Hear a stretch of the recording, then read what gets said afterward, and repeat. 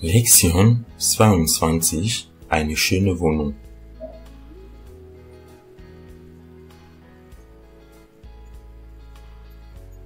Doch, ich sage Ihnen, die Wohnung ist sehr schön und groß. 4 Zimmer, Küche und Bad. Und ruhig? Ist sie auch wirklich ruhig? Ja, außergewöhnlich ruhig. Keine Kinder, keine Hunde. Gut, wann können Sie mir die Wohnung zeigen? Gut, wann können Sie mir die Wohnung zeigen? Passt Ihnen morgen um 10:30? Ja, das passt mir.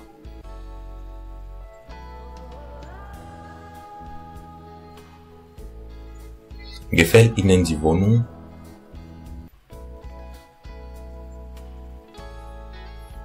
Oh ja, sie gefällt mir sehr gut.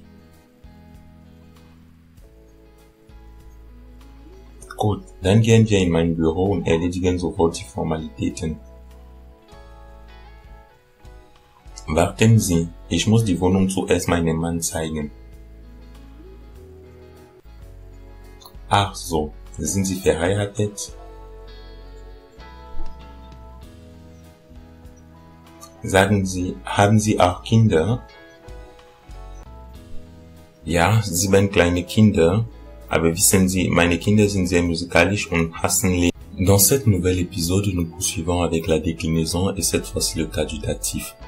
Alors, le datif se trouve après tous les verbes intransitifs, c'est-à-dire comme complément d'objet direct du verbe en réponse à la question vem, à quoi ou bien à qui. Donc, le datif se trouve aussi après des propositions entraînant le datif, par exemple, mit, avec, seit, depuis, zu, à ou bien chez, bei, à ou bien chez, von, de, aus, hors de, nach, après, vers, envers, gegenüber, en face de.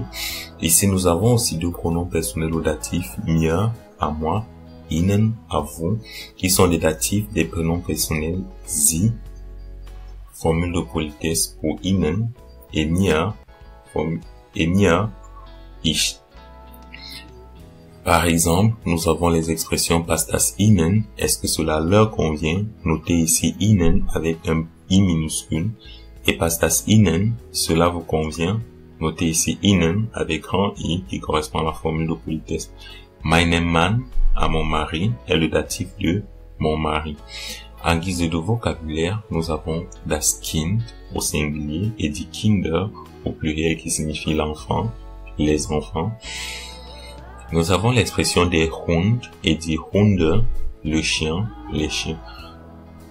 En guise de remarque, il existe plusieurs formes de pluriel de nom et il est conseillé d'étudier chaque substantif avec son article et son pluriel. N'oubliez jamais cette règle d'or, étudier chaque substantif avec son article et son pluriel. Nous poursuivons avec des exemples de phrases datives. Sie zeigt dem Freund ihre Wohnung. Elle montre son appartement à son ami.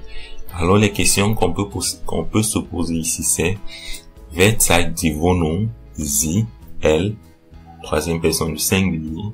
Wem zeigt sie die Wohnung? Dem Freund. À qui est-ce qu'elle montre la maison? À l'ami. Dem Freund, un datif.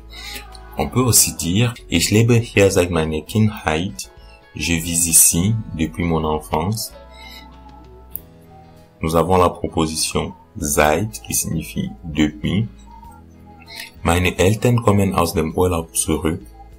Mes parents reviennent des vacances. Nous avons la préposition aus qui est une proposition dative. Par conséquent, doit décliner l'article au datif.